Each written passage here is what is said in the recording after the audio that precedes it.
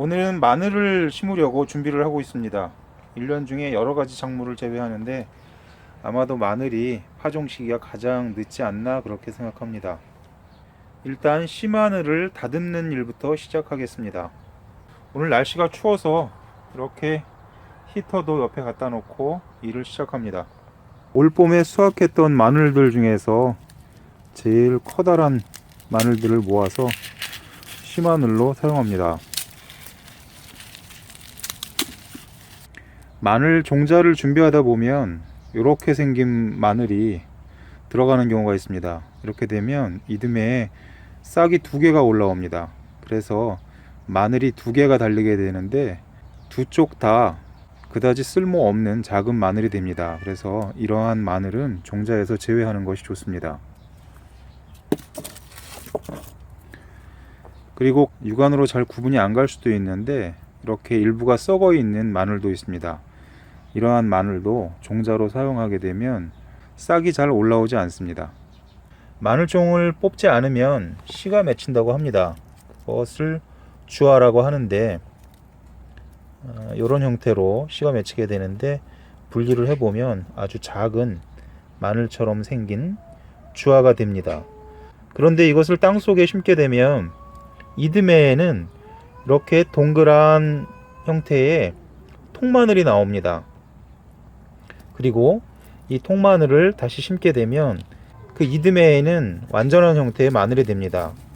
마늘을 여러 해 동안 씨를 받아서 계속해서 심게 되면 점차 퇴화 과정을 거쳐서 수확량이 떨어진다고 하는데 이렇게 주화를 수확을 해서 심었다가 이 통마늘을 다시 심게 되면 마늘의 품질이 더 좋아진다고 합니다.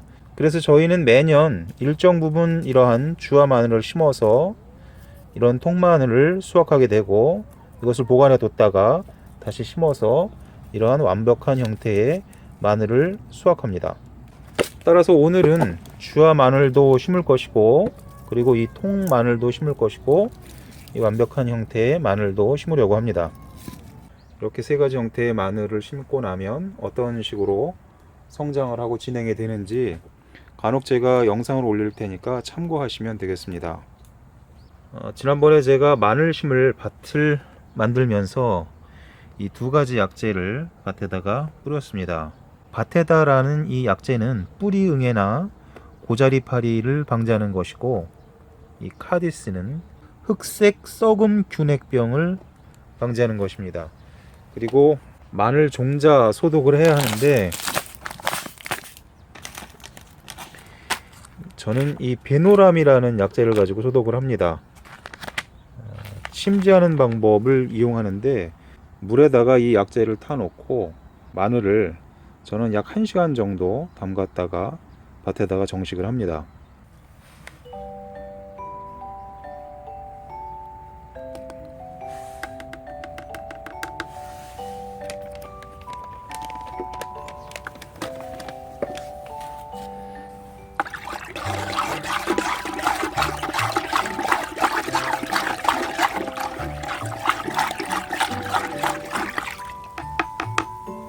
그리고 마늘을 소독하려고 이렇게 양파망에 넣었습니다. 맨 아래는 정상적인 마늘이고 가운데는 위에 있는 주화를 파종해서 1년 후에 수확한 것입니다. 그리고 맨 위에는 보시다시피 주화 마늘입니다. 그리고 이렇게 세 가지를 구분해서 한 망에 담기 위해서 케이블 타이로 중간중간을 묶어줬습니다.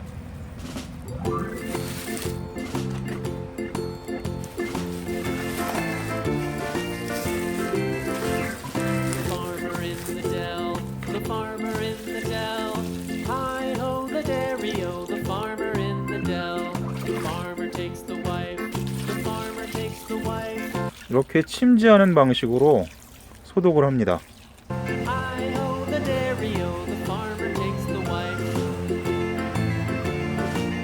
이제 종자 소독도 마쳤고 마늘을 밭에 심습니다. 그런데 과거에 제가 몇 해 동안 그다지 깊게 심지 않았더니 겨울에 흙이 녹았다 얼었다 하면서 마늘이 위로 올라오는 일들이 있었습니다. 그래서 약간 깊지 않나 싶을 정도로 마늘을 심습니다. 마늘 심기를 마치게 되면 위에다가 다시 한번 흙을 덮어줍니다. 그렇게 되면 이듬해 봄에 풀이 좀 덜 나는 것 같기도 하고 겨울에 어느 정도 보온 효과도 기대할 수가 있습니다.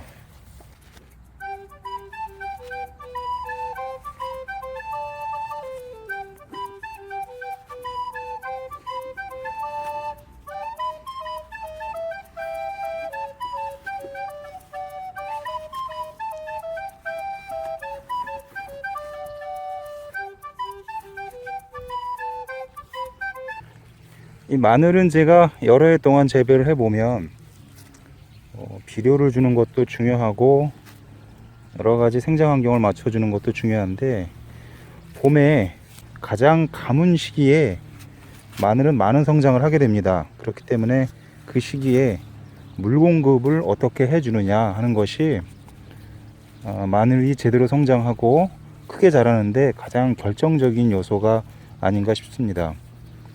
마늘 심는 작업을 마쳤습니다. 마늘을 다 심고 위에 흙을 덮어줬습니다.